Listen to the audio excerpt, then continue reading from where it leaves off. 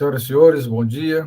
Retomamos aqui a nossa 76ª sessão virtual ordinária do dia 10 de novembro de 2021, da primeira Câmara de Julgamento, e anuncio o segundo processo da pauta, processo de recurso 859-2015, audifração 2015-00892, em que a recorrente Votorantim Cimentos Norte Nordeste S.A., recorrido será julgamento de primeira instância, conselheira relatora, doutora Antônia Helena Teixeira Gomes. A indicação de procedência na primeira instância, também pela assessoria processual tributária. Presente a sessão para sustentação oral, representante da empresa, doutor Sávio Mourão. Passo a palavra à conselheira relatora para relatar o processo anunciado, considerando que há muita particularidades, os argumentos são comuns ao processo anterior. Doutora Helena, com a palavra. Bom dia a todos mais uma vez. Bom, como o presidente já falou, e inclusive o doutor Sávio, representante da parte no início da sessão também, fez menção às questões similares, eu vou tentar ser bem objetiva com relação ao relato desse processo. E vou me centrar mais na questão pontual da discussão dessa sessão. A autuação trata de falta de recolhimento diferencial de alíquotas de material de consumo. O agente do fisco informa que o contribuinte recebeu e escriturou notas fiscais de entrada de material de uso e consumo como se fosse insumo, não recolhendo o diferencial de alíquota devido. Recebeu peças de reposição, de máquinas e material de manutenção. Período de 2010, foi cobrado ICMS e multa. Informa nas informações complementares que o contribuinte registrou no CFOP de aquisição para industrialização, o que ocasionou, além do crédito indevido, a falta de recolhimento do diferencial de alíquota nas operações interestaduais. Aponta como artigo infringido o artigo 7374 e a penalidade prevista no artigo 123.1c. O agente do fisco entende que não se trata de bens de ativo imobilizado, visto que não atende à resolução CFO, bens em sumo, visto que não atende à resolução 1025, que prevê que, para ser considerado como tal, o ativo tangível deve ter a expectativa de ser utilizado por mais de 12 anos, também não encontrou registro dessas aquisições no controle do CIAP, fornecido pelo contribuinte. Aponta aqui como artigo infringido os artigos 73 e 74 do Decreto 24569, com aplicação da penalidade prevista no 123.1c. A empresa entrou com a impugnação, pedindo decadência, suspensão do crédito, e, no mérito, alegando improcedência do lançamento por inexistência da infração, pedindo perícia técnica para comprovar que ele teria direito, mesmo que fosse cobrado diferencial de alíquota, ele teria direito ao crédito, que não foi aproveitado. Pede aqui um acerto de contas, que o débito apurado possui a mesma natureza e valor do crédito a ser compensado integralmente. A inaplicabilidade da penalidade, e pede que seja aplicada prevista no 123.8d, considerando que as operações foram escrituradas, e aqui alega a parcial procedência da autuação. O processo vai para julgamento singular, onde o julgador singular entende pela procedência, afasta aqui a decadência, a nulidade, entende pela procedência. A empresa entra com recurso ordinário, repisando os mesmos argumentos impugnatórios, nulidade, a decadência, no mérito inexiste a infração, que não há subsunção à penalidade aplicada, e há necessidade de compensação do suposto débito com crédito de aquisições interestaduais para o uso e consumo dele mesmo decorrente, não considerados pela fiscalização. Pede uma perícia para apurar os critérios, os créditos aqui sustentando, e pontua aqui alguns quesitos. Requesta ao final, caso não seja considerada a improcedência, parcial procedência, com aplicação da penalidade prevista no artigo 123.1d. O processo vai para a assessoria processual tributária, que afasta a decadência, afasta a nulidade, entende que existe prova de documentação atestando a materialidade do ilícito apontado. Com relação ao encontro de contas, ele entende que, ressalta que durante todo o período o contribuinte teve saldo devedor, que os créditos fiscais e CLDs já foram utilizados, resultando em seu saldo devedor. Que os créditos referentes aos documentos fiscais objeto da autuação foram considerados indevidos, tendo como consequência o auto de infração 2015-00867, que foi o que a gente acabou de julgar, e da mesma ação fiscal. Se forem expurgados da apuração periódica do Estado, o saldo devedor seria bem superior ao valor informado na ADF. Afasta o pedido de perícia, por entender desnecessária, e entende aqui pela procedência da autuação com a penalidade prevista no artigo 123, 1c. O processo foi para julgamento no dia 2 de 8 de 2015, e por meio da ata da 65ª sessão da primeira Câmara, a primeira Câmara afastou também a nulidade do termo de conclusão, a decadência, referente ao período de janeiro de 2010, e no mérito, houve naquela sessão um pedido de vistas. A empresa apresentou memoriais, onde ela apontou que os produtos constantes das nossas casas autuadas são utilizados no processo industrial da recorrente, sendo que neles consumidos, integrados ao produto final, tornando-se elemento indispensável sua composição, portanto, todos seriam insumos.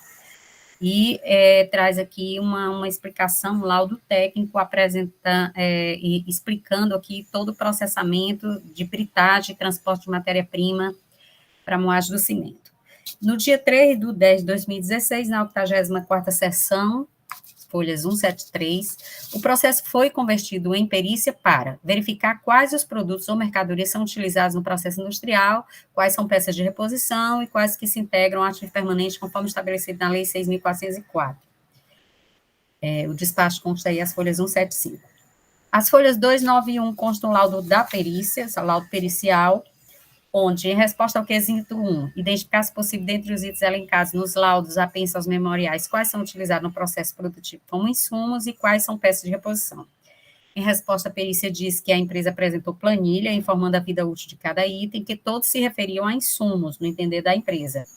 Além de 2 laudos do NUTEC e 1 da empresa. Diante dos documentos apresentados, identificados no laudo do NUTEC, estão alguns elementos que foram autuados, tais itens estão sendo demonstrados na planilha e foram excluídos do levantamento. Quesito 2, informar se há elementos seguros para afirmar qual a vida útil de cada item, se atende à disposição na Lei 6.404. A perícia diz que não há segurança em informar, que solicitou à empresa a apresentação da contabilidade para fazer análise dos lançamentos de cada item, se é ativo mobilizado ou não, mas a empresa não apresentou. Com relação ao quesito 3, identificar qual rubrica a empresa classificou contabilmente os itens apontados no laudo, a empresa não apresentou a contabilidade para a identificação dos itens.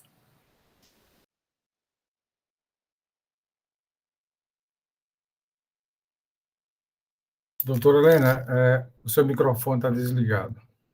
Desculpa, eu toquei aqui. Após a exclusão dos itens constantes no laudo do NUTEC e identificados como insumos no valor de 54 mil, no valor cobrado na nota de infração passaria a ser 384.588, ou seja, a perícia da mesma forma do processo anterior, excluiu aqueles itens constantes no laudo do NUTEC que eram considerados como insumos e apontados pela empresa. A empresa apresenta manifestação ao laudo pericial, aí as folhas 300, alegando que desde o início se manifesta pela discordância da autuação, posto que não houve falta de recolhimento do imposto, o que houve foi um encontro de contas em razão do acreditamento do imposto. O laudo pericial apresenta aqui um laudo pericial produzido pela Universidade Federal do Paraná, o que esclarece a sua atividade industrial, as matérias-primas que utiliza, os produtos intermediários, materiais de embalagem. Discordo das conclusões da perícia, porque, com base no laudo do NUTEC, foram excluídas 100 notas fiscais, entretanto, diversos outros produtos com descrição similar aos produtos constantes nessas notas acabaram sendo mantidas, a exemplo de correias e outros. Relaciona material que foram excluídos, materiais mantidos, e que o laudo da perícia deixou de excluir também diversos itens que seguiam o laudo do NUTEC, também deveriam ser excluídos, porque tinham a mesma identificação, e não foram excluídos. Diversos itens com vida útil e utilização idêntica foram mantidos, que o critério utilizado no laudo do NUTEC não foi observado em sua integralidade pelo presente auto e requer a exclusão dos itens indicados. Com relação ao quesito 3, indicar em qual rubrica recorrente classificou contabilmente os itens apontados no laudo como insumo, despesa, ativo circulante, não foi possível apresentar o lançamento contábil devido ao volume das operações.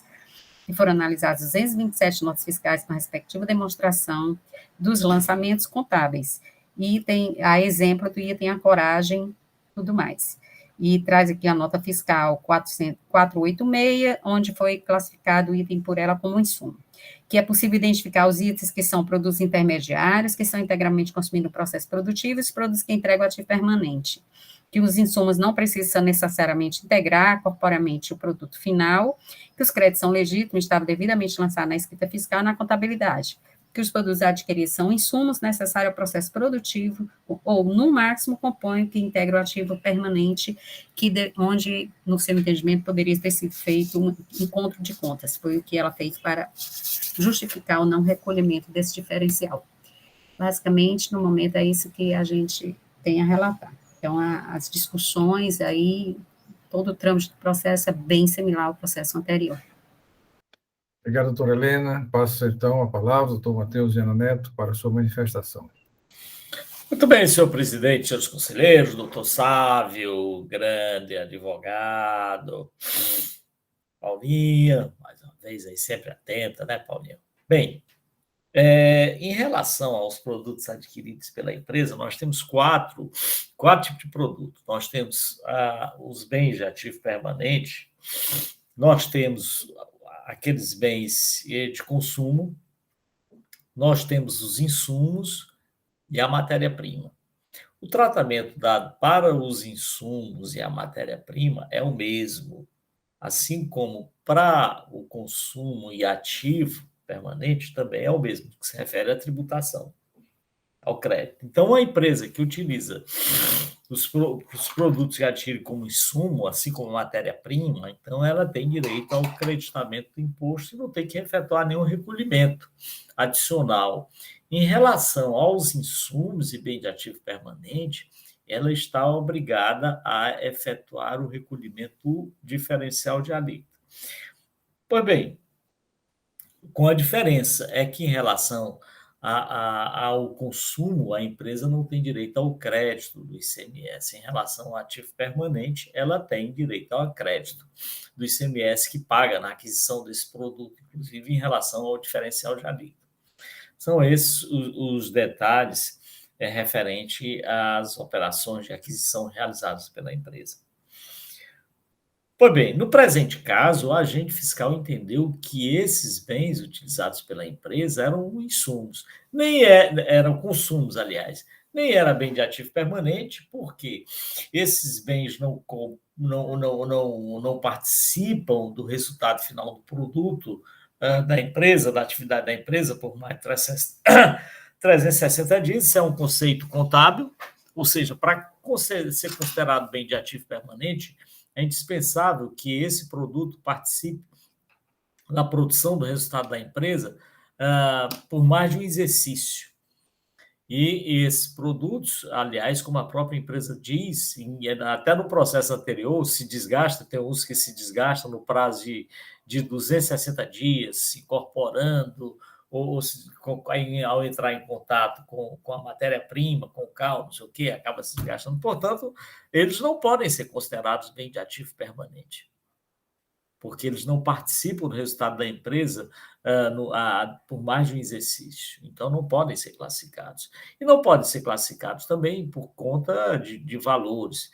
Ou é a sua participação no processo, no resultado da empresa, ou pelo seu valor, como é definido até pela Receita Federal. Bens de até determinado valor, né? Não sei quanto é que está hoje, R$500, mas até um determinado valor, esse bem que é adquirido não pode ser classificado como bem de ativo permanente. E qual o critério utilizado pelo Estado para fim de cobrança do imposto? Bem, o critério do diferencial de alíquota é que, não sendo um ativo permanente e nem sendo um insumo, o diferencial de alíquota é devido. Essa foi a conclusão que chegou o agente fiscal. Evidentemente que algum desses produtos aí indicados pela empresa poderiam ser considerados ou podem ser considerados como insumo, e essa é a questão talvez fundamental. E quais são os produtos considerados por insumo? Foi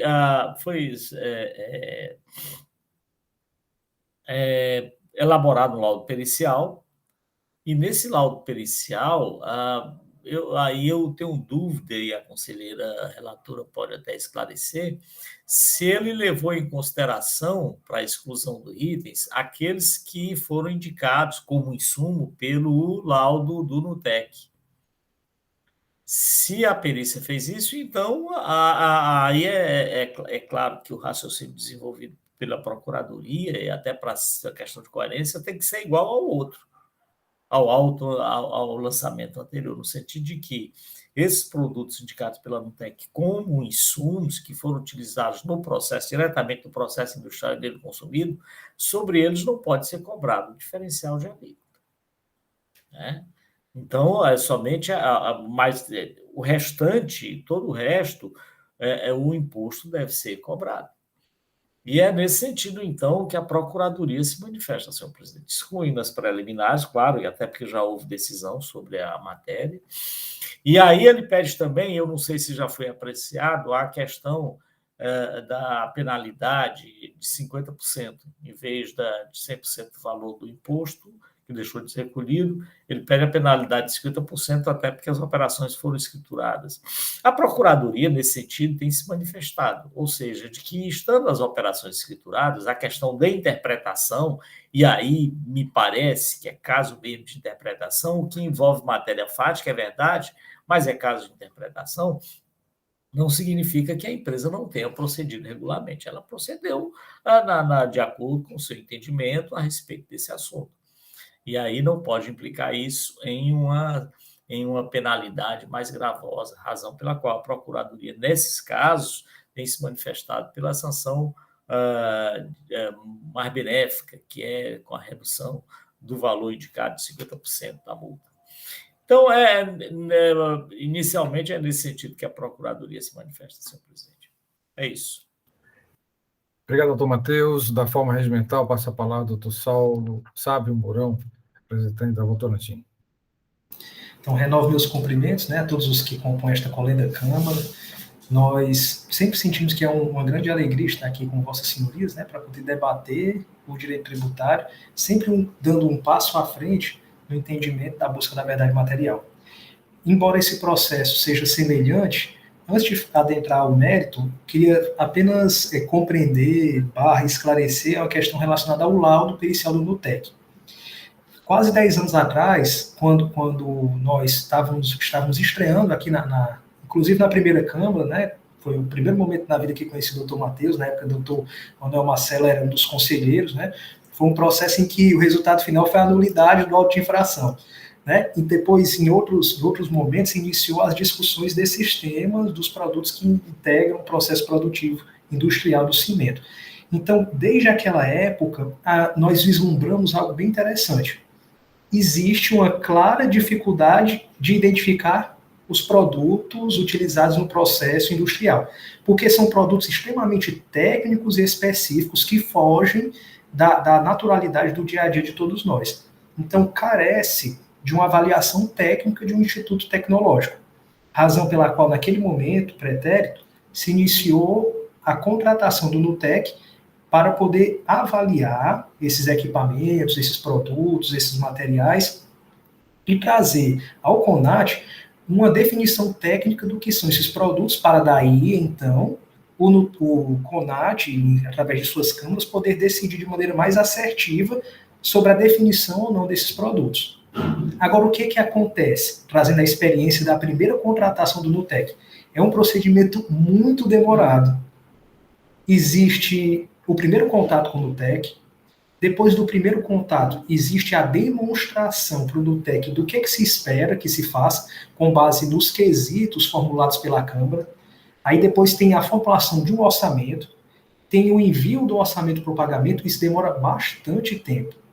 Na época, a Câmara, inclusive, foi, se salvo engano, foi esta primeira Câmara, ela foi muito benevolente, junto com a célula de perícias, para que esse laudo fosse produzido. E esse laudo ele foi tão bem feito que ele veio sendo utilizado em vários outros aspectos, em vários outros julgamentos, melhor dizendo. Nós chegamos aqui hoje, trazendo esse mesmo laudo, que foi confeccionado com essa precisão e com toda essa técnica, entretanto, apenas parte dele foi utilizado pela célula de perícia e a outra parte, por assim dizer, foi ignorada. E ao trazer o julgamento, não foi oportunizado um retorno para que a perícia pudesse avaliar. Mas você está com um laudo nas mãos, você tirou uns produtos e outros não. Então nos faz até repensar se em outros julgamentos, a partir desse, se seria o caso da Câmara oportunizar ao contribuinte a apresentação a contratação do NUTEC para a apresentação de um laudo específico que contemplem os produtos de cada autuação, dando ao contribuinte o tempo razoável, porque ele está tratando com um órgão estatal que tem a sua burocracia e seu trâmite natural, para que a verdade material específica seja contemplada em cada auto. Porque, na boa vontade do contribuinte, e dentro de uma célula de perícia, nós trouxemos o que nós tínhamos de mais específico, que era o laudo que contemplava muitos dos produtos. E por isso apresentamos. Adicionalmente, nós fizemos na célula de perícia algo que a Votorantim faz como política de boa vizinhança fiscal, por assim dizer. Antes de tomar um crédito, ela reúne seus cientistas, seu corpo técnico, para que possa avaliar internamente os produtos e categorizá-los de maneira contábil, para que possa ser o mais assertivo possível. Mas esse laudo interno da Votorantim, em outras câmaras, simplesmente não foi aceito por ser um laudo particular. Daí, adicionalmente, nós também trazemos um laudo de uma universidade federal, que é a do Paraná, bem mais abrangente do que o próprio laudo do NUTEC, bem mais detalhado e até mesmo claro, para eu, particularmente advogado, que sou leigo nessa matéria técnica, pude entendê-lo. Então, nós trouxemos também esse laudo da apreciação para que ele pudesse ser utilizado de uma maneira cabal. Mas não foi possível, porque, infelizmente, não foi na época do lapso temporal da perícia, não foi possível, mas o trouxemos em nossa manifestação. Então, nesse processo em específico, nós temos alguns produtos que eles poderiam ser categorizados ou como ativo permanente. Existe até o Dr. Pierre fez referência a um item que ele tem um valor expressivo, e esse item de valor expressivo claramente poderia ser categorizado como um ativo permanente da empresa. Temos também outros materiais que seriam os materiais intermediários, né, que já foram excluídos no processo anterior, mas temos também alguns que poderiam ser categorizados como componentes. Componentes que incluem, que fazem parte de partes e peças que, se juntando, formam um ativo permanente. E o artigo 60 do novo decreto 33327, esse é o artigo 61, como já mencionado anteriormente no parágrafo 10, esses componentes dão direito ao crédito. Então, se eu tenho direito ao crédito numa determinada aquisição, há um encontro de contas e eu não teria nada a pagar, havendo o encontro de contas entre o que me dá direito ao crédito e o que eu deveria pagar como diferencial de alíquota. E se esses procedimentos, melhor dizendo, se esses equipamentos, se esses produtos, eles são utilizados de maneira específica e exclusiva na industrialização, também não há que se falar em diferencial de alíquota. Então, o contribuinte, novamente, ele suplica que, sejam analisados todos os equipamentos que estão no laudo pericial do NUTEC, em associação com o laudo pericial trazido pela Votorantim, identificados e traduzidos pelo laudo pericial da Universidade Federal do Paraná. Caso não seja possível que se oportunize o contribuinte a trazer um laudo, a contratar o NUTEC para trazer um laudo específico para esses determinados produtos. Caso não seja possível que esta Câmara incursione em cada um dos produtos, porque o objetivo não é buscar a verdade material, que se incursione em cada um dos produtos para fazer a divisão do que poderia ser o material utilizado na industrialização, poderia ser ativo permanente. Adicionalmente, no que diz respeito ao princípio da eventualidade, nós também suplicamos que, caso a matéria de mérito ela seja ultrapassada, que esta colenda Câmara também avalie, tendo em vista que toda a operação está escriturada, que a penalidade ela possa ser reduzida para o patamar de 50% do principal, em conformidade com o que já está esculpido no artigo 123.1d da Lei 12.670 e também o artigo 878.1d do Decreto 24.569.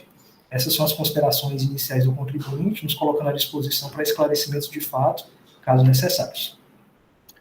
Obrigado, doutor Sávio. Processo em discussão. Guarda semelhança com o processo anterior. Cabe aos senhores agora definirem, né, o pedido de uma nova perícia e, no mérito, a procedência parcial, enfim. Em discussão. Doutora Helena. Doutor Felipe Amaral. Presidente, realmente as discussões elas se assemelham no que tange a classificação, né? Então, novamente, o entendimento é pela devolução à perícia, e isso já foi discutido, os fundamentos são os mesmos, e em sendo indeferido, realmente a aplicação aí do artigo 123.1d, no valor de 50%, a redução, né, do valor da multa, tendo em vista as operações terem sido devidamente escrituradas. Então, apenas esse complemento, acho que já discutimos bastante no auto de infração passado. Algum conselheiro quer discutir mais a matéria, aprofundar? Só uma questão. Desculpe. Pois não, doutora Mônica. Obrigada, presidente. É só uma questão aqui, porque como se trata de um auto de infração, exatamente de falta de recolhimento do diferencial de alíquota, que ele não há o entendimento de que ele recolheu parcial de acordo com o entendimento dele. Ele não recolheu de jeito nenhum o imposto, né? Então, nesse caso aqui, eu entendo que não tem como aplicar a do 123.1d, porque não houve nenhum recolhimento, né? Aqui a questão justamente da falta de recolhimento. Então, eu entendo que não há como aplicar a redução da multa nesse caso específico.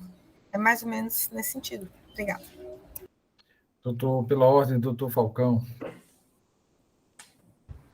Obrigado, senhor presidente. Senhor presidente, primeiro nós discutimos foi do crédito indevido e saiu a relação, né, apresentou a relação das mercadorias cujo imposto foi considerado indevido.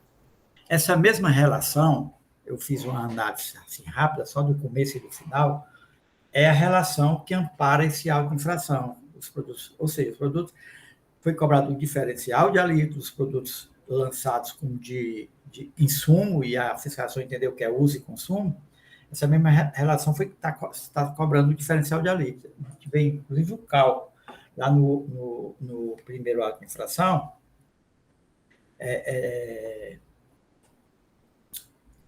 nesse auto de infração agora, diferencial de alíquota, você vê o valor do último produto, que é aquele que eu disse, que é um tubo, no valor de uma peça só de R$115 mil, e está cobrando R$11.500 de diferencial de alíquota. E, assim como o primeiro item, o segundo item, eu olhei alguns itens. Enquanto o outro é o imposto que veio destacado, que ele se creditou como crédito indevido, mas são as mesmas mercadorias dos dois autos. Acho que não considerei nada, deve ter visto isso aí. Aí também tem esse detalhe, inclusive eu não estou bem, a conselheira Mônica acabou de falar, o artigo 123, a súmula 6 do CONAT diz que considera atraso de recolhimento antecipado e submissão tributária. Não fala em diferencial. Já o 123.3 é um D, né? Que fala que é 50% do imposto, mas ele diz lá, quando as operações estão escrituradas e o imposto calculado, tem só esse problema dessa diferença. Eu confesso que o fiscal aqui aplicou a C, falta de recolhimento, porque o contribuinte sequer declarou que isso era diferente, escriturou a nota, mas como crédito indevido. Aliás, como crédito. Né? Não calculou imposto nem nada. E aplicar o D, essa é a discussão no meu entender. Doutor Felipe Amaral. Presidente, só uma complementação ao que já tinha explanado, né?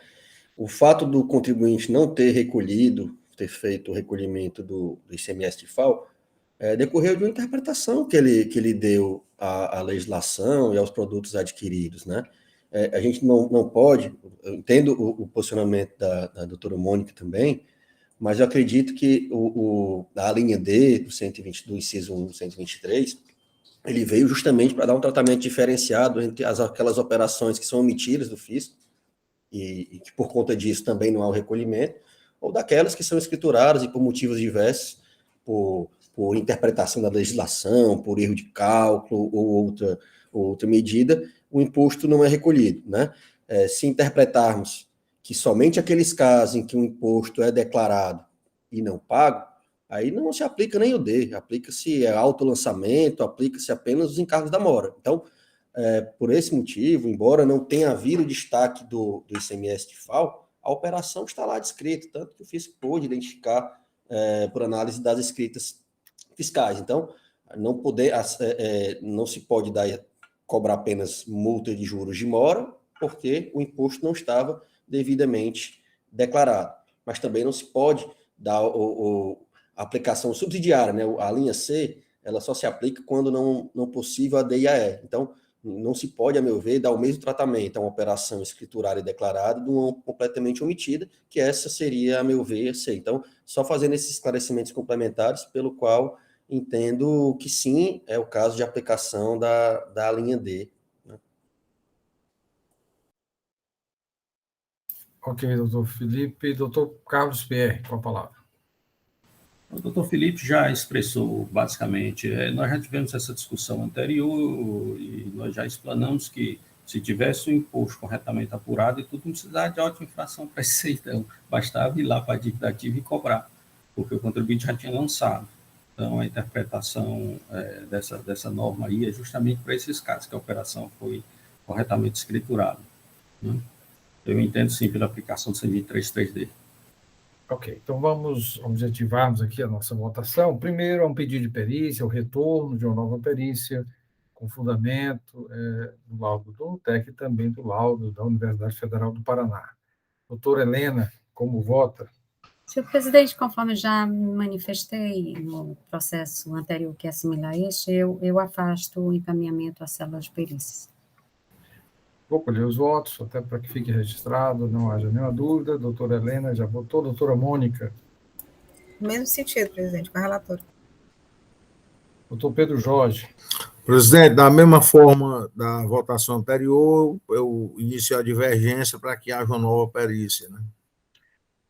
Doutor Felipe Amaral? Também acompanho a divergência, presidente. Doutor Pierre? Com a divergência, senhor presidente. Doutor William Falcão? Acompanho o voto da relatora. Ocorrendo empate, voto contrário, né, à redação de uma nova perícia. No mérito, senhores, temos a mesma situação em que o laudo pericial exclui produtos, pelo que eu entendi, inferiores à vida útil, né, de 12 meses, atendendo ao pedido da Câmara, à época, né, dos produtos que, direto ou indiretamente, estão relacionados ao processo produtivo. Doutora Helena, como vota? Nos mesmos termos da votação do processo anterior, eu me manifesto aqui pela procedência da autuação. Procedência aplicada a penalidade 3.1c. É isso? 1C. No meu entendimento, o imposto não está regularmente recolhido. Ok. Na verdade, fala escriturado, né? O D. Eu falei recolhido, é regularmente escriturado. Ok. Doutora Mônica? Com a relatora. Doutora Helena, doutora Mônica. Doutor Pedro Jorge? Iniciando a divergência, presidente, né? Tanto em relação à questão da redução da pena, né, para o 123.3D, aliás, um D, como também a questão da retirada, da mesma forma, né, da vez passada, de retirar base de cálculo da perícia. Base de cálculo da perícia do NUTEC, né? Ok. Então, e a redução da pena para um D, né? Ok, doutor Pedro vota pela parcial procedência, considerando base de cálculo indicada pelo laudo pericial, a retirada de alguns produtos indicados como no processo industrial e a penalidade de um D, 50%. Doutor Felipe? Presidente, também acompanho aí nesse sentido a divergência, tanto o mérito com relação à penalidade. Doutor Pierre? Com a divergência, senhor presidente. Doutor William Falcão? Senhor presidente, eu estava fazendo uma pesquisa aqui, que o conselheiro Pierre falou da questão do 1D, que nós já julgamos aqui, e falou uma coisa que está em pleno funcionamento. Se o contribuinte declarar o imposto, né, diferencial de alíquota recolhido, se quer fazer uma auto-infração e não recolher, faz direto para a dívida. Isso é uma coisa certa. E eu encontrei um processo que nós já julgamos aqui, mas já faz algum tempo, em maio, que foi pela parcial procedência aplicando o 123.1D, que é falta de recolhimento diferencial de alíquota, mercadoria de uso e consumo. Doutor Matheus sempre se manifesta assim, eu não anotei o meu voto, estou com uma dúvida, mas eu estou tendente a ir pelo 1D. Com relação à base de cálculo, doutor Will? Não, a base de cálculo é a do auto-inflação. Ok. Seria mais fácil se eu tivesse mantido o mesmo voto. Não, presidente, fica em empate só a questão da base de cálculo. Ok. Um D está resolvido. Só que o senhor só vai decidir a base de cálculo conforme o anterior. Um D está resolvido, viu? Porque o doutor William votou pela parcial procedência na penalidade, mas na base de cálculo mantém o valor da autuação. Então, no caso, eu voto pela parcial procedência, considerando a base de cálculo da perícia, aplicando o 103.1D. Então, parcial procedente pela redução de base de cálculo e a penalidade 103.1D, de acordo com a manifestação da douta Procuradoria. E, no caso específico, o doutor Pedro fica designado, né, para elaborar a resolução. Presidente, mas nesse caso aí o doutor William já tinha votado num D aí. Não, nós estamos seguindo a ordem. Vamos lá. Os dois primeiros votos foram a doutora Helena e a doutora Mônica. O voto divergente foi o seu, em que reduziu a base de cálculo e a penalidade. E os demais acompanharam. O doutor William também acompanhou o seu entendimento com a penalidade. Ana Paula Figueiredo Porto. Presidente, aí no caso não seria parcial procedência sem voto de desempate, não? Porque há uma divergência com relação... em termos de penalidade, sim, está certo. A maioria... Entretanto, a base de cálculo indicada não é a do alto, mas assim... A base de cálculo ficou empate, filho. Pois nesse aspecto. Né? Nesse aspecto aí, é interessante destacar, né, que o doutor William, com relação à base de cálculo, acompanha a doutora Helena, entretanto, na penalidade, acompanha o doutor Pedro Jorge. É por isso que eu comentei que era mais fácil ele ter permanecido. Mas então, tudo bem. Presidente, questão de ordem. Só realmente, se a gente dividir a decisão em capítulos, né? De fato, houve uma primeira decisão que Vossa Excelência agora vai dar o voto de qualidade, né? Que, mantendo o anterior, vai ser por maioria pela manutenção, pela base de cálculo. Não, é verdade. Perdão. De qualquer forma, é favorável ao contribuinte nos seguintes termos: a redução da base de cálculo com base no laudo pericial e a penalidade do 103.1D. Ok? Doutor Pedro Jorge, o senhor vai ser contemplado com o processo. Doutor Sábio, eu agradeço sua participação. Até uma outra oportunidade. É mais, sempre um prazer, viu? Desejamos bons trabalhos, né, durante esse mês de novembro para toda a equipe. Tá bom? Inclusive, nós temos aqui ainda 2 processos para concluir a nossa pauta de hoje. Tá ótimo. Até mais, viu? Bom dia a todos. Bom dia, até mais, um abraço. Senhores, com relação aos 2 processos seguintes, 4864 e 4865, referente a Atacadão S.A., em que recorrente a empresa Atacadão, recorrido de julgamento, Dr. William Falcão de Souza é o conselheiro relator. A matéria, acredito que simples, porque trata-se de um levantamento quantitativo de estoque, omissão de saída, omissão de entrada. Eu pergunto ao conselheiro relator se tem condições de relato em conjunto, considerando que o exercício é o mesmo de 2015. Dr. William Falcão. Tem, senhor presidente, porque a defesa, o recurso, mesmos argumentos. O primeiro é a omissão de saídas, 2015,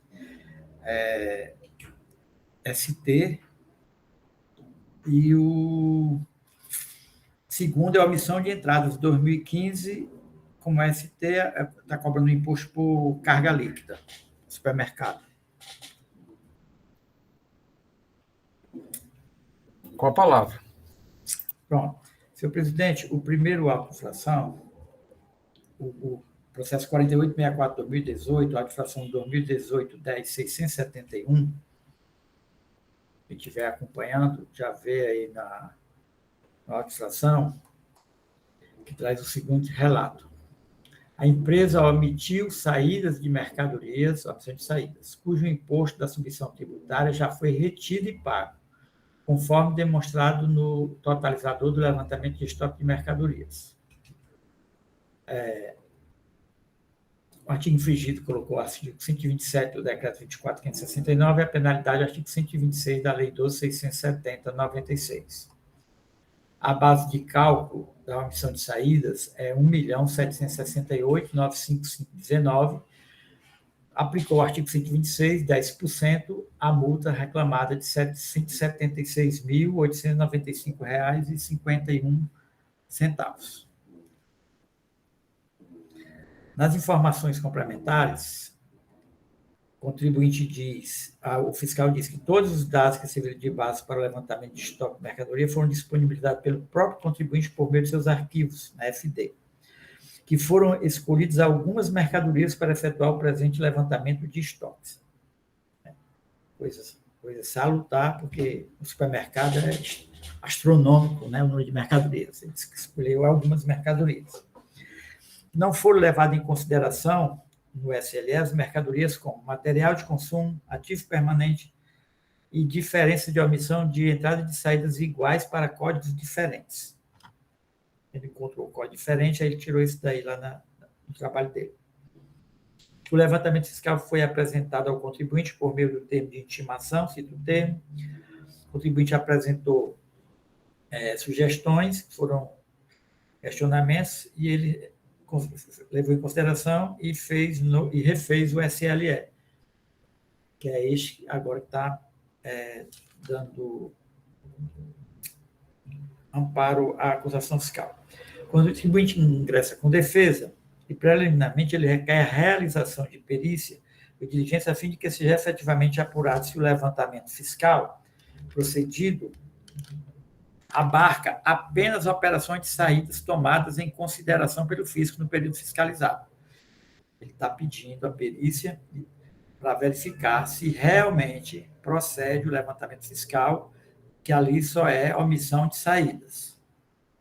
Que a exigência fiscal merece ser desconstituída, pois, conforme reconhecido pela fiscalização, não houve prejuízo ao erário no tocante ao ICMS, nem embaraço à fiscalização. Ele está dizendo que não causou embaraço à fiscalização e que não houve prejuízo ao erário, conforme o próprio fiscal está dizendo. Por quê? Porque ele aqui não está cobrando... ele alegou isso porque aqui não está sendo cobrado o ICMS, só a multa. Ele apresenta a título de amostragem planilhas que demonstram equívocos no trabalho fiscal e, em caráter especial, o produto constante do Código 44094. Eu vou fazer o relato, aí antes na conclusão eu vou dizer o que é isso na planilha. Não, acho até melhor dizer logo. Pronto. Ele fez uma planilha tomando o SLE do contribuinte, só que a gente só vê isso se abrir o CD. Mas, se eu estiver olhando aí a defesa dele, ele faz uma planilha, tá, assim, a do fiscal, só a título de amostragem, como ele usa, conforme planilha por amostragem. Lá na defesa, e ele repete no recurso. E ele faz código, o CFLP, 1491, 1522, alguns códigos, inclusive esse último que eu falei, o 44094. Não cita o produto, só o código. E ele refaz as quantidades. Por exemplo, coloca quantidade de entrada, nesse caso 79. Aí faz a dele abaixo, no auto de infração, 1491, estoque inicial, 79. Quantidade de entrada, vou citar só um exemplo. O do fiscal, 3.124. O dele, 3.124. Está batendo com o do fiscal. Aí vem quantidade de saídas. O do fiscal, 3.145. 3.145. O dele, a saída, foi maior, 3.196. O estoque final do fiscal 0, o estoque final dele 0. A diferença de estoque. O fiscal deu uma diferença de 58 unidades e o dele só de 7 unidades. E ele faz uns demonstrativos de outros produtos, e que mostra, por exemplo, aqui, que o dele deu diferença menor. Alguns produtos, o dele, a diferença deu maior do que o fiscal. Ele está reconhecendo que deu, inclusive, maior. E, em alguns casos, por isso ele pergunta, realmente é só a omissão de saídas? Quando ele refaz o levantamento, corrigindo as quantidades, trazendo quantidade diferente do fiscal, não deu a omissão de saídas, sim a omissão de entradas.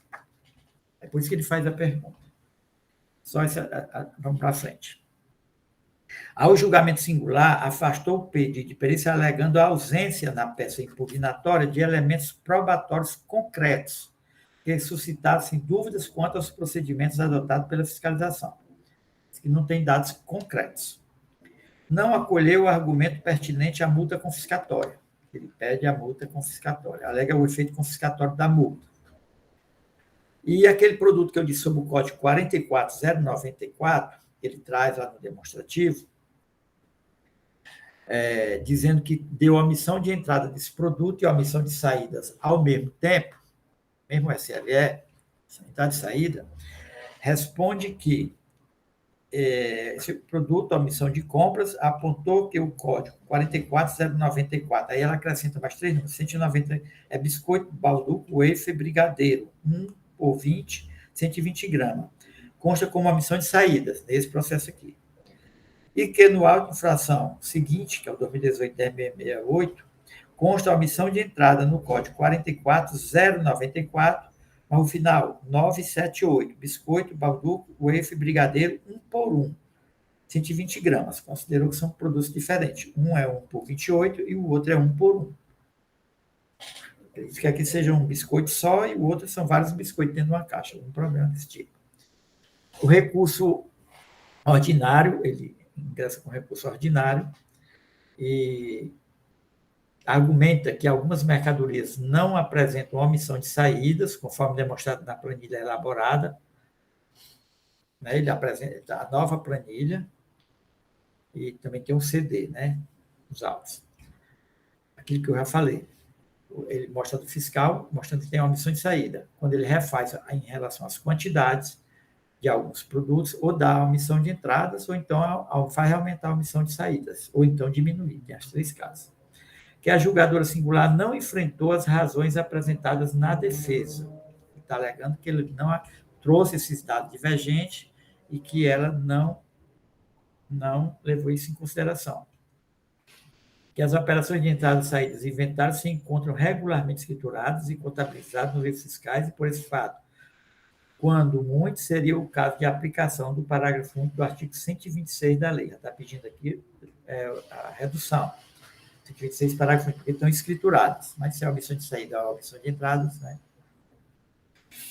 E requer a realização de perícia e diligência. O parecer afastou o pedido de perícia e, no mérito, se manifestou pela procedência. Senhor presidente, o outro auto é a omissão de entradas de mercadorias detectada por meio também do SLE, referente à substituição tributária por carga líquida.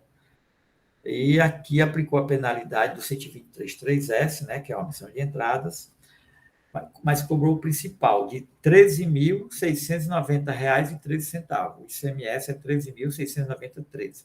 E a multa, R$ 173.563,75, que a multa é 30%, sobre a multa aqui foi sobre a base de cálculo, 578.000. R$ 578.546,52. A multa aqui cobrada é do 123.3S. Os argumentos são idênticos, são iguais aos do outro ato de infração. Estaria repetindo se eu fosse falar que estão iguais. E requer, eu mostrei aí, tanto no primeiro auto como no segundo auto, alega que aqueles fatos que ela mostrou, as planilhas que ela mostrou, mostrando que há diferença no tocante às quantidades lançadas no SE do fiscal, não foi levado em consideração pela autoridade julgadora de primeira instância, e pede a realização de perícia. É isso, senhor presidente. Obrigado, doutor William Falcão. Doutor William, fala alguma coisa de multa confiscatória também, né? Multa exagerada, alguma coisa assim? Nos debates, o senhor esclarece. Doutor Matheus Viana, com a palavra.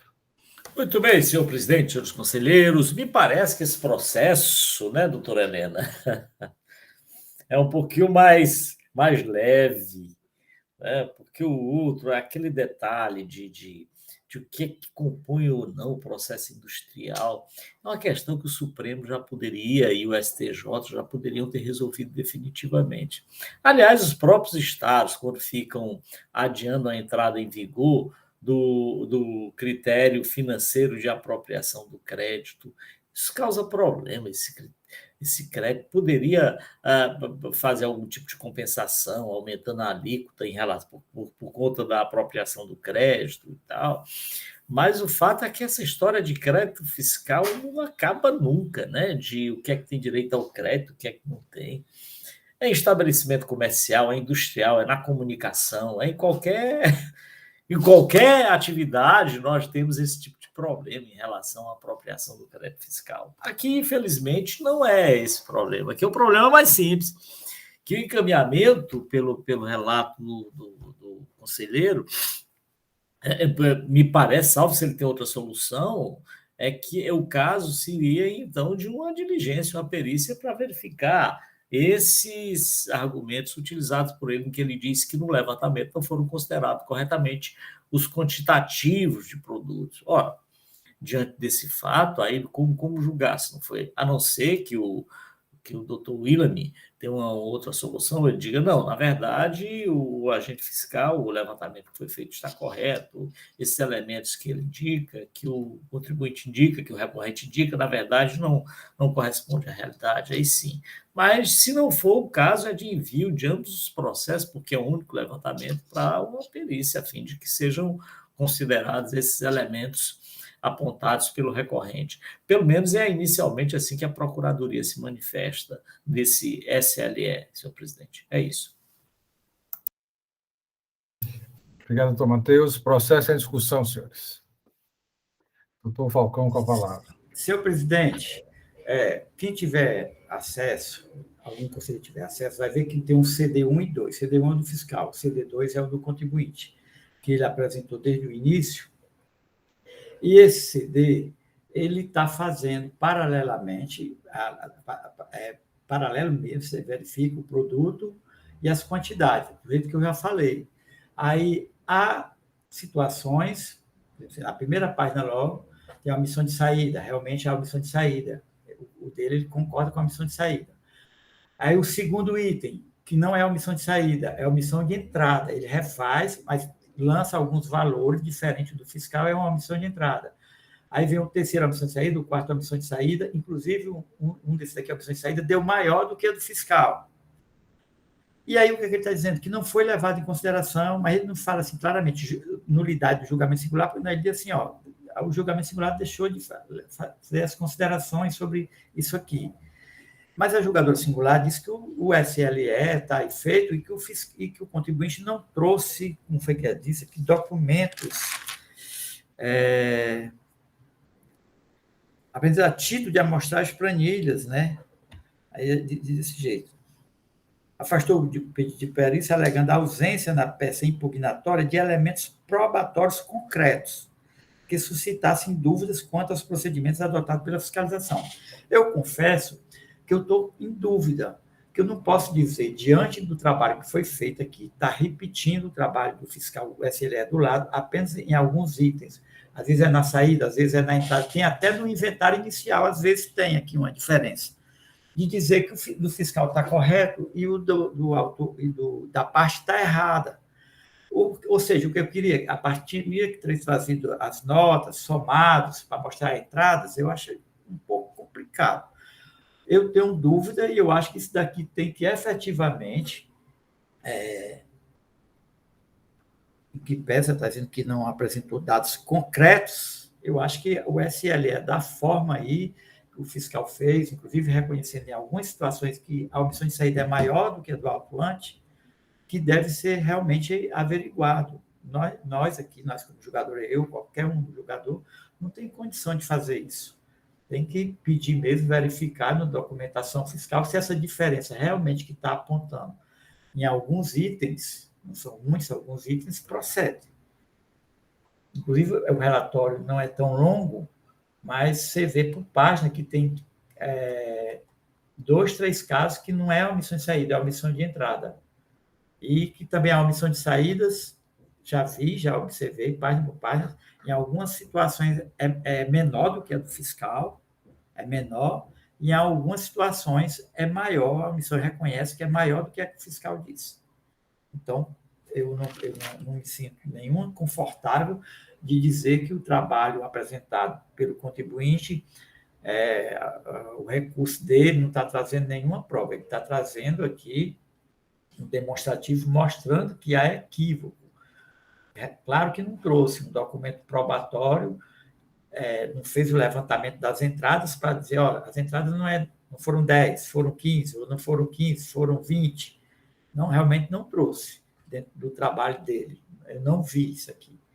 Mas eu não posso descartar de imediato, dizendo que não há nenhuma comprovação. Ele está trazendo aqui, causando essa dúvida, e essa dúvida eu entendo que a perícia aqui deve retirar, senhor presidente, todos os 2 processos, de verificar se essas diferenças demonstradas no SLE, né, elaborado na mesma forma do fiscal, mostrando diferenças, né, quantidade diferente, qual é o que está correto, verificar. Doutor William, só para esclarecer, né? Considerando que o contribuinte ele apresenta um CD onde refaz o levantamento e o objetivo da perícia verificar se as diferenças apontadas pela recorrente, né, são pertinentes ou é nesse sentido? Sentido. Uma outra pergunta, doutor William, com relação ao preliminar, de nulidade, o senhor falou da questão do julgamento, em algum momento ele fala em multa confiscatória, não sei se é na defesa ou se é no recurso. Fala em multa confiscatória. Então, essas preliminares, elas devem ser apreciadas antes da decisão da perícia ou não, né? Senhor presidente, eu acho que a multa confiscatória deveria ser porque não é um procedimento depois. Agora, a nulidade é que nem eu disse. Ele diz que a julgadora singular não analisou os argumentos dele. Então, a gente pode dizer afastar ou não, né?